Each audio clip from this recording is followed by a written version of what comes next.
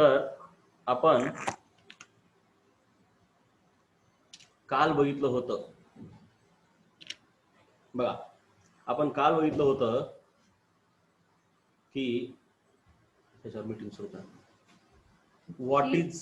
What is meant by ecosystem वगैरे बघितलं होतं, राईट?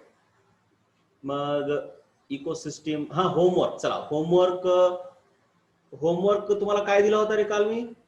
हा, होमवर्क काय दिला होता जरा सांगा बरं, फटकन सांगा, लवकर सांगा जरा.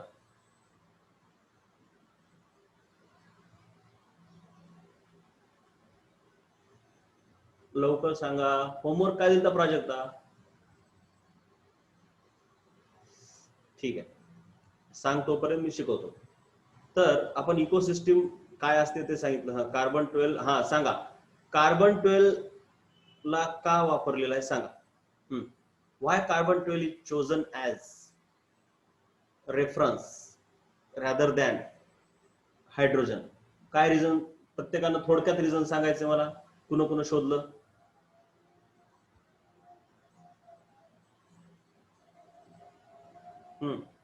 थोडक्यात सांगायचंय काय रिझन आहे, थोडक्यात, थोडक्यात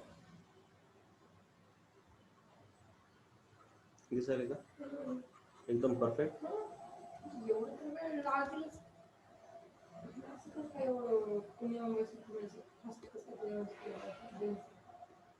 नाही, ते रेंज प्रॉब्लेम चौकडच आहेत ते.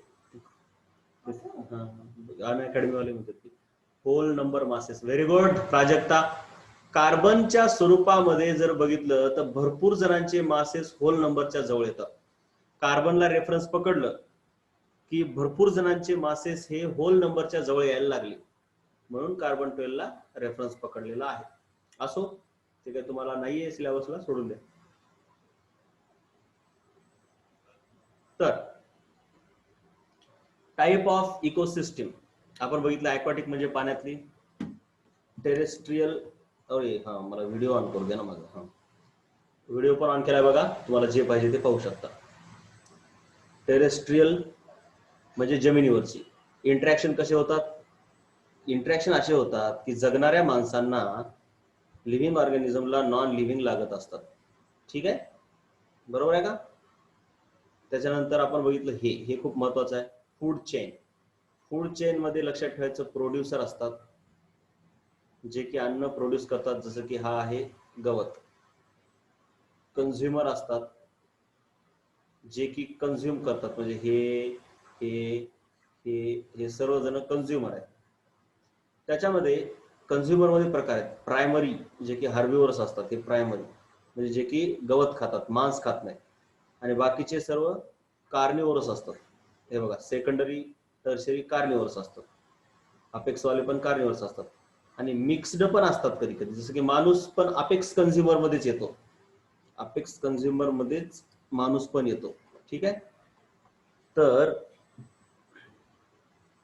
माणूस पण अपेक्स कन्झ्युमर मध्ये येतो, पण आपण त्याला मिक्स्ड म्हणणार. बघा, का मिक्स्ड म्हणणार? कारण तो हर्बिव्हरस पण आहे आणि कार्निव्हरस पण आहे. लक्षात आलं? हे सर्वांच्या लक्षात यायलंय? राईट, शाबाश. उगाच सोपं आहे रे, काय बी नाही याच्यामध्ये, उगाच काय. त्याच्यानंतर आहेत सॅप्रोट्रॉप्स. ते डेड मेलेल्या ऑर्गॅनिझम वरती जगतात आणि डिकम्पोजर मेलेल्या ऑर्गॅनिझमला डिकम्पोज करतात. त्याच्यात थोडा फरक आहे. मेलेल्या ऑर्गॅनिझमला खाणे आणि त्याला डिकम्पोज करणे ह्याच्यात थोडासा फरक असतो, पण तुम्ही डोक्याला ताप घेऊ नका, थोडा फरक आहे. Okay, 9th class. पण कसं स्ट्रक्चर ऑफ ऍटम आपलं 9th क्लासला केव्हा झालंय? स्ट्रक्चर ऑफ ऍटम 9th क्लासला केव्हा झालंय मला कळत नाही तुझं. त्याच्यामुळे तिथं मला कळत नाही काय बोलली तू जरा. ठीक आहे, तरी मला फोन कर नंतर श्रुती, काय अडचण नाही. IIT पिअर्सन, मग तू डोक्याला ताप. ते माझं एक मत आहे, तुम्ही स्ट्रक्चर ऑफ ऍटम सोडवायलात ना. ठीक आहे, IIT पिअर्सन सोडवण्यापेक्षा हे बघा, माझं एक तुमच्यासोबत मत येणार. तुम्हाला पुढचं करायचंय, तुम्ही सरळ 11th क्लास करत जा. बरं ठीक आहे, जाऊ दे, काही कास नाही. तुझे जे अडचणी आहेत ते मला विचार, मी सांगतो. फिजिक्सला तर 11th क्लास सोडायचंच नाही, ते एक करा, ठीक आहे. आणि केमिस्ट्रीला तुम्ही चालतंय, केमिस्ट्रीला 11th क्लास म्हणजे फिजिकल केमिस्ट्रीचे 11th क्लासचे लेक्चर करा. मग ते 11th क्लासचे केले की तुम्ही एररलेस सोडवलं तरी बस झालं, ते मग पिअर्सन सोडवायची गरज नाही वेगळ्या प्रकारे. असं एक माझं मत आहे, बाकी तुमच्या मनावर आहे, ठीक आहे. कसंही करा, तुमच्या मनावर आहे. पण तुला अडचण आहे ना तर मला फोन कर, मला विचार, मी सर्व सांगतो तुला, नो टेन्शन, ठीक आहे. आता इथं काय म्हटलंय बघा, थोडं झूम करून बघूया कसं दिसतंय तुम्हाला, एकदम व्हिडिओ मध्ये सोपं जाईल बघा एकदम. हा, काय म्हणते बघा हे, फूड चेन. फूड चेन म्हणजे काय, feeding relationship, feeding relationship among producer, consumer, saprophytes in an ecosystem. म्हणजे आता काय, फीडिंग रिलेशनशिप म्हणजे खाण्याविषयीचे एकमेकाचे संबंध. कुणाकुणाचे संबंध, फूड चेन मध्ये कोण कोण आहे, सर्वच आहेत की रे. प्रोड्युसर आहे, कंझ्युमर आहे, प्रायमरी सेकंडरी, पुन्हा सॅप्रोफाइट्स आहेत म्हणजे डिकम्पोजर आहेत. डिकम्पोजरनं डिकम्पोज केलं की शेवटी मातीतच जाऊन मिळतं, म्हणजे मातीतूनच उगवलं मातीतच गेलं. पण पृथ्वीवरच्या सर्व एनर्जीचा अल्टिमेट सोर्स कोण आहे सांगा बरं. पृथ्वीवर जी काही ही फूड चेन आहे तिच्यामध्ये एनर्जी कुणामुळे यायला सांगा, सांगा बरं. Sun, very good. So sun is the ultimate source of all energy on earth, all energy on earth. Sun is the ultimate source of all energy on earth. तर तुमच्या सर्व गोष्टी लक्षात येत असतील असं माझं मत आहे. ओके. अबा बाबा हे दूर झालं रे, तरी म्हणलं असं का व्हायलंय, तुम्हाला आवाज येत नसेल ना नीट, माईक जवळ लावला नाही, माईक दूर ठेवला होता बाळांनो. आता बाबावर कसा आवाज यायलाय, खतरायला का नाही. तर बघा ते ठीक आहे. मग आता इकडे चलूया, आता इकडे इकडे इकडे इकडे इकडे इकडे बघा इकडं. हा, फूड चेन म्हणजे काय आहे, फीडिंग रिलेशनशिप. हे वाक्य महत्वाचं आहे, फीडिंग रिलेशनशिप. कुणाकुणामधली, कंझ्युमर, सॉरी प्रोड्युसर, त्याच्यानंतर कंझ्युमर आणि मग सॅप्रोफाइट्स इन अन इकोसिस्टम. आता फूड वेब, आता फूड वेब बघा, फूड वेब, फूड वेब म्हणजे काहीच नसतं रे बाळांनो. फूड चेन मध्ये, आता फूड चेन मध्ये कोण कोण आहे, समजा अशी काहीतरी फूड चेन आहे, ए याला खातो बी, बी ला खातं सी, सी ला खातं डी, डी ला खातं ई, आणि ई जाते सॅप्रोफाइट कडे. ही झाली फूड चेन, सूर्याकडून अशी एनर्जी भेटते याला, ही झाली फूड चेन, ठीक आहे. पण समजा हिथून याला कोणीतरी खाऊ लागलं बघा, बी ला कोणीतरी जी खाले आणि जी ला ई खायलाय, है का नाही. ही एक साखळी होती. आता साखळीला काय केलं आपण, थोडस कन्वर्ट केलं. पुन्हा ह्या येला काहीतरी यम खायलंय आणि ह्या यमला सी खायलंय. ते साखळी आता एका जाळ्यामध्ये बदलली का नाही, जाळी जाळ्यामध्ये बदलली का नाही. मग आता त्याला म्हणायचं वेब. साखळीचं कन्व्हर्जन आपण जाळ्यात केलं की त्याला आपण वेब म्हणायलो. मग तुमच्या लक्षात आलं का रे, फूड चेन आणि फूड वेब याच्यातला फरक तुमच्या लक्षात आला का, एवढंच सांगा मला. फूड चेन आणि फूड वेब, आपली मागचीच फूड चेन आहे बघा ही. हे आहे ग्रास, त्याच्यानंतर हे आहे ग्रास ओपरच्या नंतर हे बेडूक, ही सेम, फक्त ह्याच्यामध्ये मी काय टाकलाय, हे चॅमेलियॉन. काय टाकलाय, चॅमेलियॉन. चॅमेलियॉन म्हणजे सरडा, म्हणजे ग्रास ओपरला सरडा खातो आणि ह्या सरड्याला कोण खातंय, ईगल खातंय. मग ही फूड चेन एका फूड वेब जाळ्यामध्ये बदलली का नाही, मला सांगा बरं जरा, कळलं का तुम्हाला, तुम्हाला कळलं का सांगा.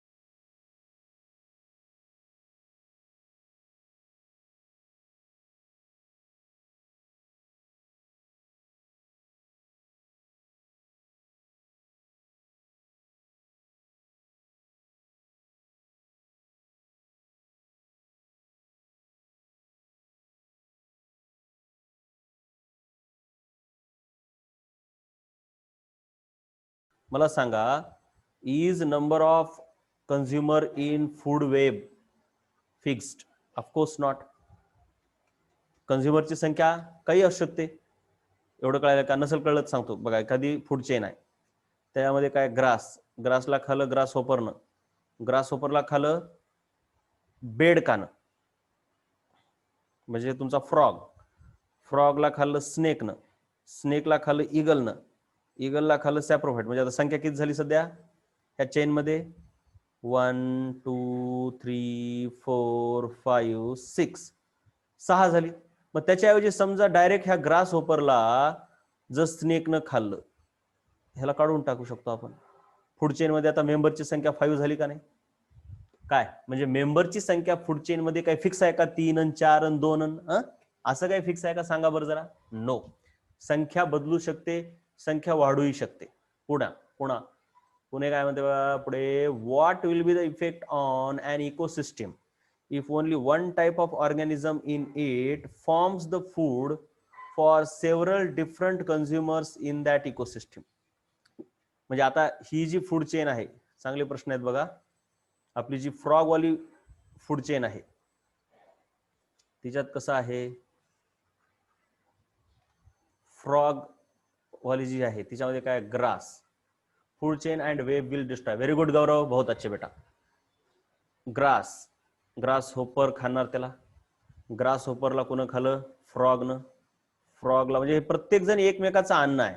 पण समजा आता लक्ष द्या, समजा जर असं असण्याच्या ऐवजी सर्वजण ग्रासलाच खाऊ लागले, ग्रास होपर पण, फ्रॉग पण, स्नेक पण, ईगल पण, म्हणजे सर्वजण ग्रासलाच खाऊ लागले आणि हे एकमेकाला खायला गेले. म्हणजे हे एकमेकाचं अन्न नाहीयेत, फक्त ग्रासच सर्वांचं अन्न आहे.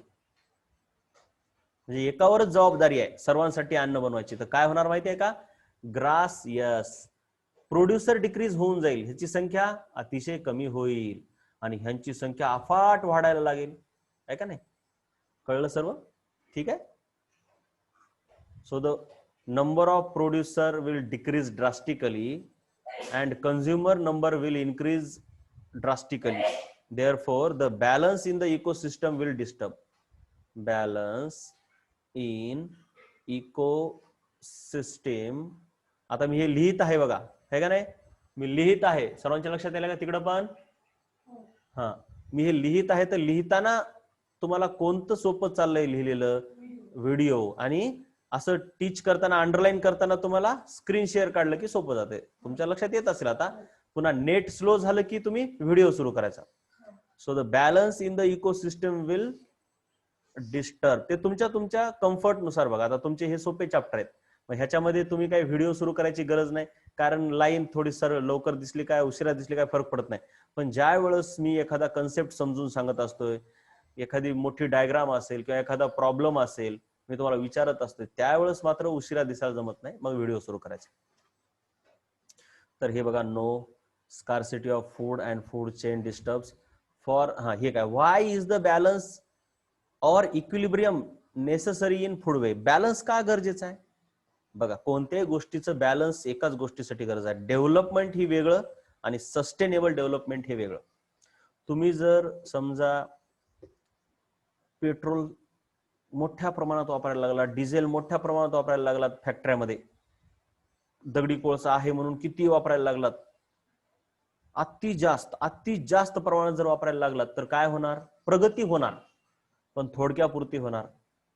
एकदम फास्ट वापरायला लागलं की प्रगती होणार, डेव्हलपमेंट झाली, पण ती अनसस्टेनेबल डेव्हलपमेंट होणार. सस्टेन होणे म्हणजे दीर्घकालीन, सस्टेनेबल म्हणजे शाश्वत. कसं असतं रे? शाश्वत. दीर्घकालीन होणार नाही. म्हणजे काय होणार? तुम्ही खूप मोठ्या प्रमाणात कोळसा वापरला, एक तर प्रदूषण होणार, दुसरं कोळशाच्या खाणी संपणार, मग पुढे चलून पुढच्या पिढीला आहे का ती? म्हणजे विकास झाला पण आपल्याच पिढीचा, पुढच्या पिढीचं काय? ठीक आहे.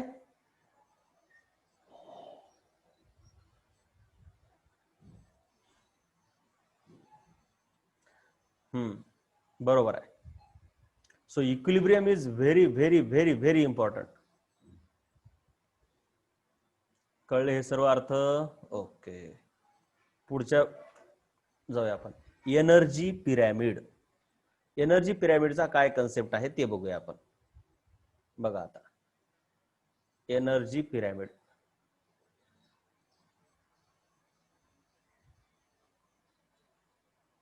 बघा, फूड चेन मधल्या प्रत्येक लेवलला एक ट्रॉपिक लेवल असं म्हणतात.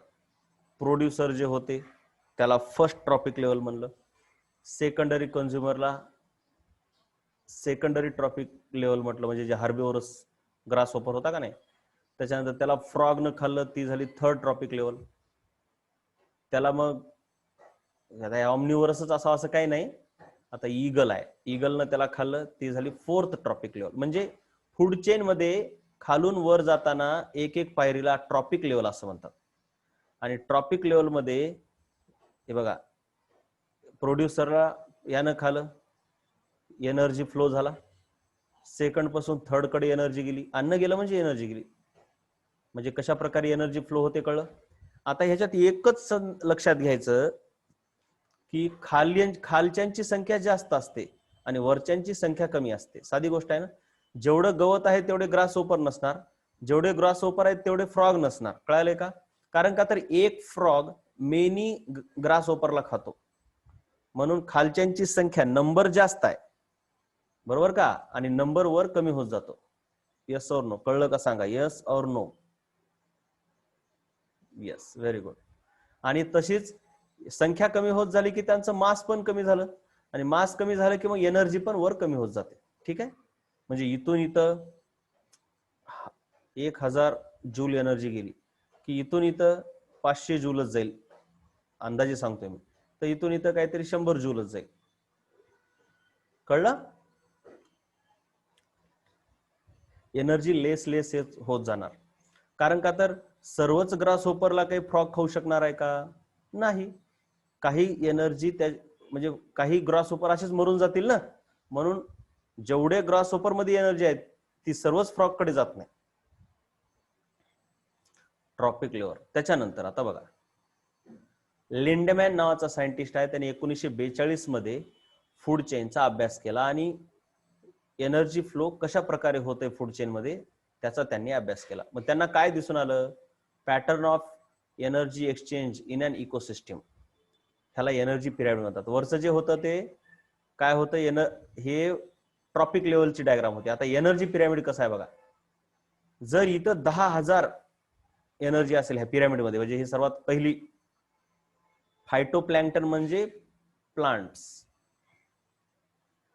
झू प्लॅंक्टन्स म्हणजे छोटे छोटे छोटे ॲनिमल्स, मग त्याला खाणारे हे फिशेस, आणि मग त्याला खाणारे ह्युमन. मग असं ह्या प्लांटला हे छोटे छोटे ॲनिमल खातात, ह्या ॲनिमल्सला फिशेस खातात, आणि फिशला ह्युमन खातो. तर ह्यांच्याकडे टोटल 10,000 किलो कॅलरी, आता जूलच्या ऐवजी त्यांनी किलो कॅलरी वापरले. एवढी जर एनर्जी असेल तर वरे फक्त 1000 जाते, म्हणजे 10 पट एनर्जी कमी जाते वरच्या लेवलला, त्याच्यापेक्षा कमी 10 पट वरच्या लेवलला, त्याच्यापेक्षा कमी 10 पट वरच्या लेवलला. म्हणजे energy flow first trophic level पासून सेकंड कडे, सेकंड कडून थर्ड कडे, थर्ड कडून फोर्थ कडे एनर्जी फ्लो होत राहतो, परंतु इक्वल अमाऊंट मध्ये होत नाही. एनर्जी खालून वरी जाताना 10 पट एनर्जी कमी होते आणि बाकीची एनर्जी वेस्ट होते. कशी वेस्ट होते? कारण जेवढं प्लांट आहे त्या सर्व प्लांटला हे झू प्लॅंक्टन खातात का? नाही. कळलं का? त्याचं रिझन काय आहे? झू प्लॅंक्टन खात नाहीत, त्याचं रिझन आहे काही असेच मरून जातात. त्याच्यानंतर आता फायटोप्लॅंक्टन, झू प्लॅंक्टनला सर्व फिशेस खातात का? नाही. आणि सर्व फिशेसला ह्युमन्स खाऊ शकतात का? नाही. कारण काही फिशेस मरून जाणार, मग त्यांची एनर्जी वेस्ट गेली. काही एनर्जी स्वतः फिशेस दररोजच्या जीवनामध्ये काय करतात? हा, ते तुमचं चॅट बॉक्स. हे कोण? कार्तिक. हा कार्तिक, तू व्हिडिओ पाहतोय का? कार्तिक, तू व्हिडिओ पाहतोय ना? हा ठीक आहे. मग तुझ्या इकडे नेटचा प्रॉब्लेम आहे का थोडासा? हा, गुड गुड, चालतंय. मला असं सांगत जा, मूव चॅट बॉक्स नाही, डायरेक्ट चॅट बॉक्स एवढंच टाकायचं. मी त्याला बाजूला करत जातो. तर हे अशा प्रकारे एनर्जी फ्लो कसा कमी कमी होत चालाय, कळलं का रे? म्हणजे तुमच्या जे चॅप्टरचं नाव आहे एनर्जी फ्लो इन इकोसिस्टम ते हेच आहे, याच्यावरच आधारित आहे, ह्याच डायग्रामवर. ह्या डायग्रामवर 12वी मध्ये तुम्हाला भरपूर बायोलॉजी डिटेल आहे. चला, कळलं तर यस पाठवा, नाहीतर नो पाठवा. गुड. आता नेक्स्ट आहे इकॉलॉजिकल पिरॅमिड.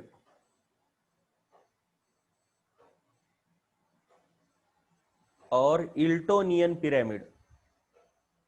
इकॉलॉजिकल पिरॅमिड और इल्टोनियन पिरॅमिड. चार्ल्स इल्टन नावाचे एक सायंटिस्ट आहेत, त्यांनी इकॉलॉजिकल पिरॅमिड प्रपोज केलं. प्रपोज केलं म्हणजे मांडलं. कोणाच्या पुढे तर आपलं मत मांडणे ह्याला प्रपोज करणे म्हणतात. माहिती आहे तुम्हाला प्रपोज करायचा अर्थ, ठीक आहे. मग आफ्टर स्टडिंग टुंड्रा इकोसिस्टम, चला जनरल नॉलेज तुम्हाला म्हटलं होतं ना मी, मला तर मजा येते जनरल नॉलेज, आपल्याला आवडच आहे. तर जनरल नॉलेज म्हटल्यावर टुंड्रा इकोसिस्टम, तुम्हाला टुंड्रा नाव माहिती आहे का? असायला पाहिजे, मला वाटतं 7वीत वगैरे झालेलं असतंय. टुंड्रा प्रदेश, तैगा प्रदेश, राईट. सो मला सांगा, टुंड्रा, आता ही पृथ्वी आहे का नाही? यू नो दिस वेल.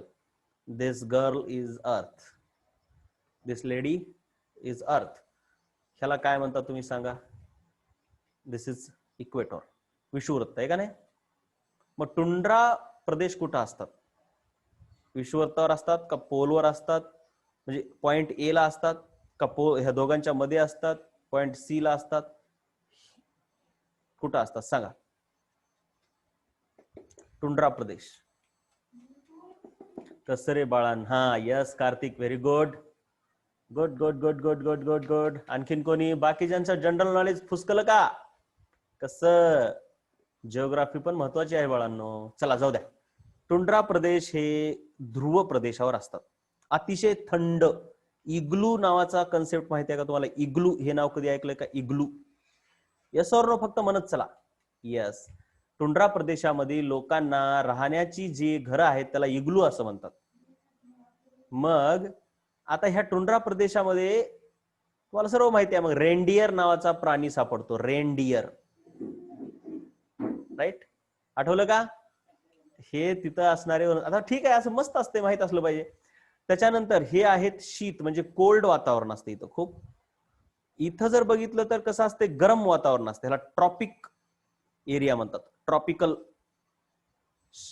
उष्ण कटिबंधीय प्रदेश. उष्ण, ट्रॉपिकल, तुम्ही मराठीतून उष्ण कटिबंधीय म्हणत असाल. हे मधले भूमध्य सागराच्या जवळचे समशीतोष्ण असतात आणि हे शीत असतात. मग ही तर सतत वर्षभर पाऊस पडत असते बरं का विषुववृत्तावरती. मग विषुववृत्त कुठून जात आहे? आफ्रिका, म्हणजे महत्वाचं एकदम कुठून जाते बघा? अमेझॉनचे खोरे, कांगो नदीचे खोरे आफ्रिकेमध्ये, भारताच्या खालून जातंय, इंडोनेशिया आणि मलेशिया मधून जातंय, बरोबर का? मग तुम्ही जिथं जिथं विषुववृत्त आहे तिथं घनदाट जंगल आहेत, तुम्हाला माहित असतील. आणि ते पण असे जंगल आहेत की त्याच्यामधले झाडं खूप वर वाढतात. सुंदरी, महोगनी, बांबू, आठवले का? हे सर्व झाडं तिथं असतात. उंच उंच जातात ते झाडं, एवढे उंच असतात की ही पाण्याची टाकी आहे का नाही आपली, तिच्यापेक्षा उंच झाडं असतात. बरोबर आहे का नाही? आठवते का रे काय असलं बाळांनो? आठवते का असलं काही? हा. मग हे असं का असते माहितीये का? कारण तिथं पाऊस एवढा पडतो. पाऊस का पडतो? गरमी आहे म्हणून. गरमी झालं की पाण्याचं इव्हॅपोरेशन होतंय समुद्रातून आणि पाऊस पडतो थंड होऊन. बर, पाऊस पडतो त्याच्यामुळे आणि माती पण तिथली न्यूट्रिशियस आहे म्हणून तिथं काय होते? झाडं एवढ्या फास्ट वाढतात की ते एकमेकासोबत स्पर्धा करायला लागतात. मग स्पर्धेमुळे काय होते? कोण मोठा होणार, कोण मोठा होणार, कोण मोठा होणार, कोण मोठा होणार. त्याच्या नादात ते एवढे उंच उंच झालेत, अक्षरशः तुमचे डोळे बघू शकणार नाहीत, एवढ्या उंच झाडं असतात. तर हा भाग झाला तुमचा जनरल नॉलेजचा छोटासा. तर टुंड्रा सिस्टीम त्यांनी अभ्यास केली, टुंड्रा इकोसिस्टीम, आणि त्यांनी इल्टोनियन पिरॅमिड नावाचं शोधलं. इल्टोनियन पिरॅमिड हेच आहे ते. इल्टोनियन पिरॅमिड हेच, हे जे बघितलं ना आपण अशाच टाईपचं. Rejoining due to light. Okay, चालतंय बेटा, काय अडचण नाही. मग आता बघा पुढे काय, पुन्हा एकदा उघडतो मी ह्याला.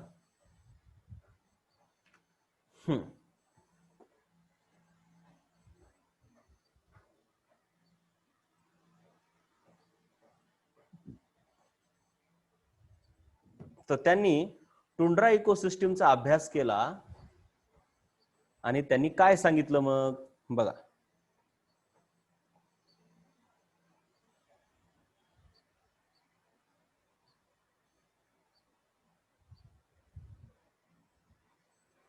हे सांगितलं की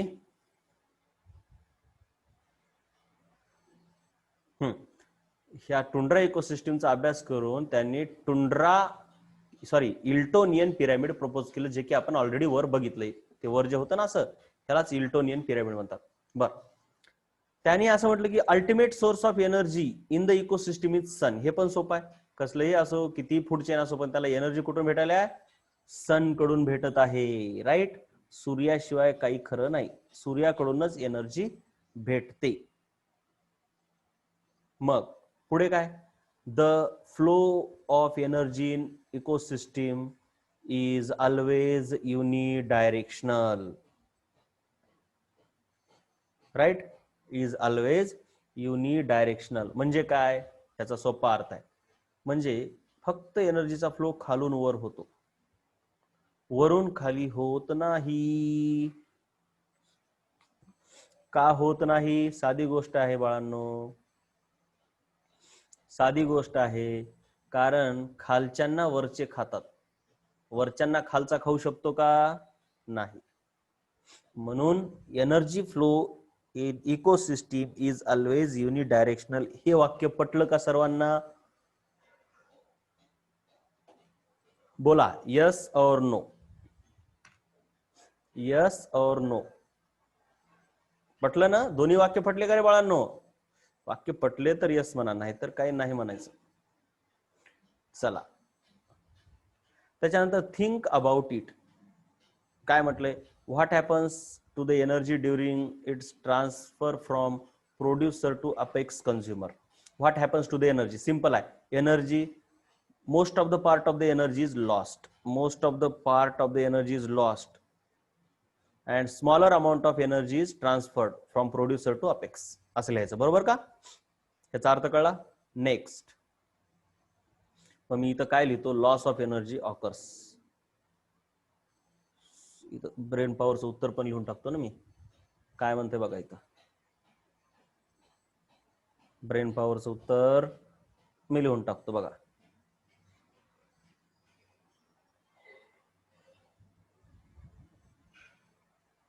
इथं काय म्हटलं आहे? हे जे ब्रेन पॉवर आहे ते व्हॉट हॅपन्स, बघा कलर असला, कलर असला की त्या व्हिडिओमध्ये जरा दिसणार झाले बघा, ठीक आहे, कलर असला की. So what happens to the energy, तर त्याचं उत्तर आहे एनर्जी इज लॉस्ट, एनर्जी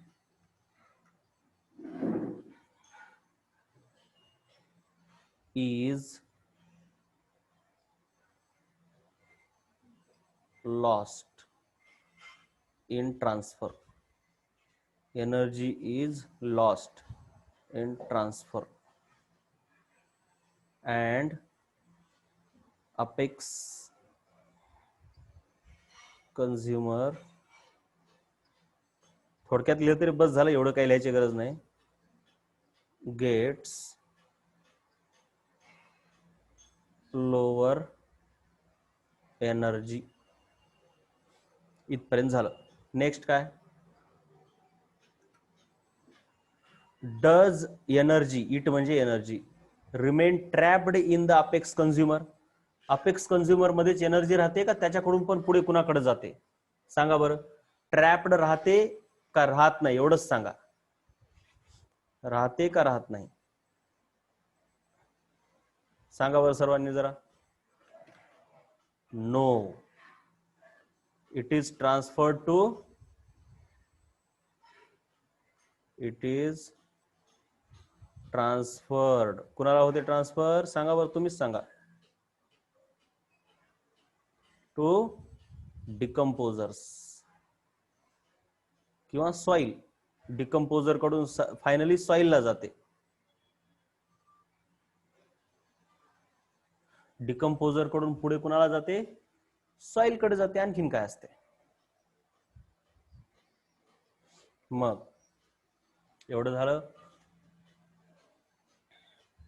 म्हणजे ह्याचा अर्थ संपला, हे पण कळलं.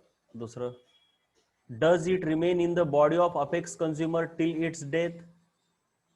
हा, तो मरेपर्यंत त्याच्या बॉडीमध्ये एनर्जी राहते का, हे तुम्हाला कळणं अवघड. आता ह्याचे उत्तर वेगवेगळे आहेत बघा बाळांनो. यस पण म्हणू शकता, पण आता तुमच्या नवनीत मध्ये काय दिले तेच आपण धरूया.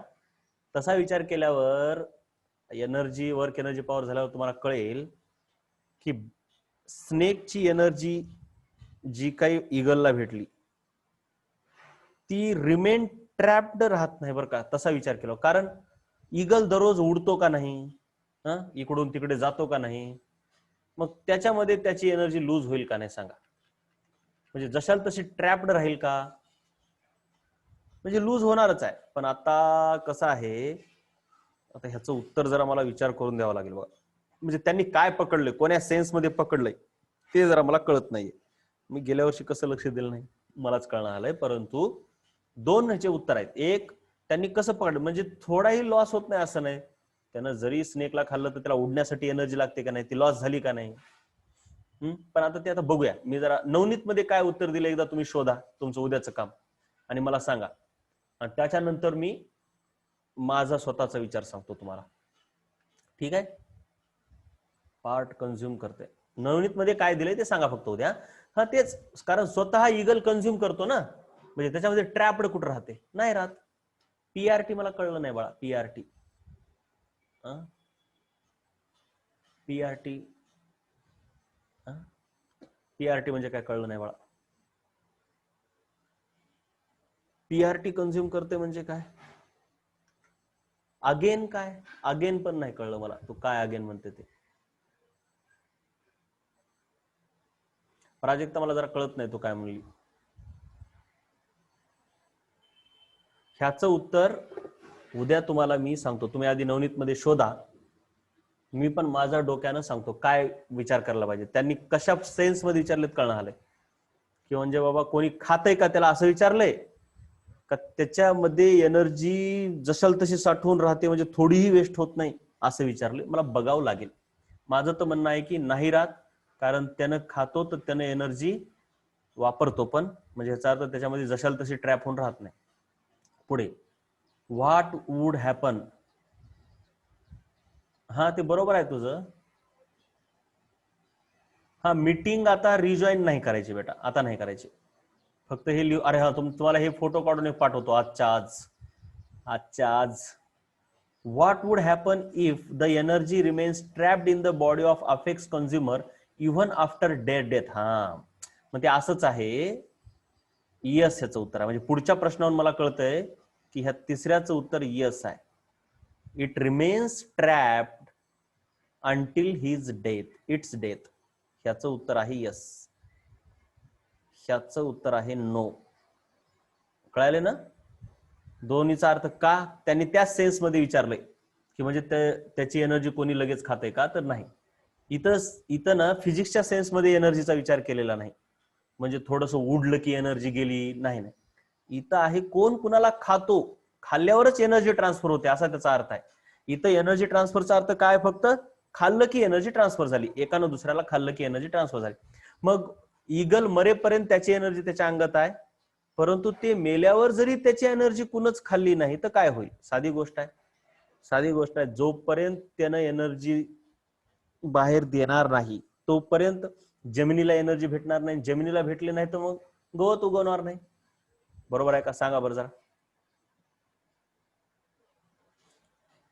ओके, कळलं का, सांगा बरं जरा मी काय म्हटलं ते.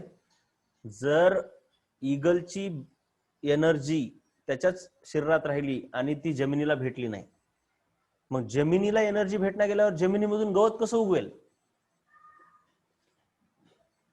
गवत नाही उगवलं तर फूड चेन स्टॉप होईल. कळलं का नाही, येस और नो.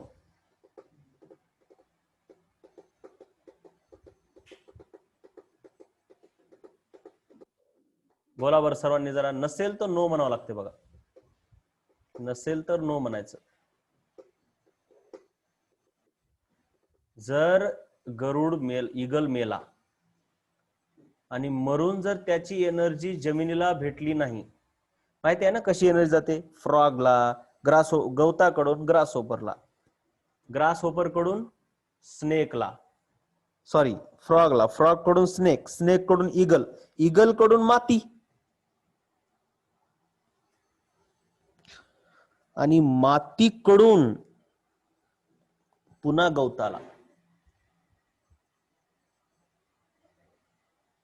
मातीकडून पुन्हा गवताला, तरच ती फूड चेन कंटिन्यू राहील ना. So what would happen, remains consumer. तर ह्याचं उत्तर बघा, what would happen sir,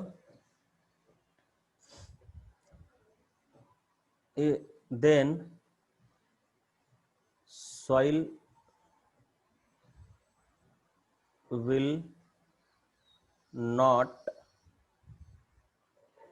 get energy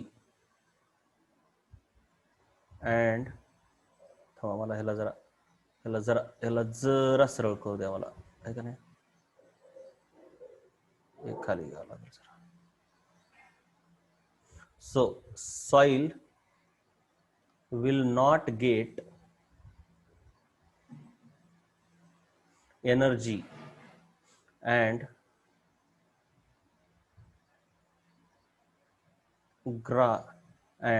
मग सॉइलला जर एनर्जी भेटली नाही तर ती प्रोड्युसरला तरी भेटणार आहे का नाही, नाही भेटणार, ग्रासला भेटणार नाही.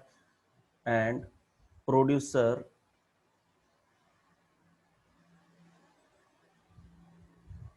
will not produce food.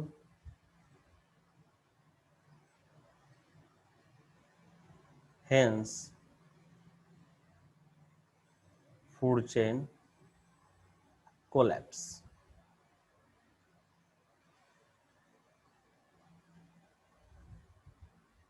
पुढे, what will happen if there were no decomposers like microbes and fungi in nature? Same, त्याचं उत्तर सेम राहणार आहे, सेम राहणार आहे का नाही.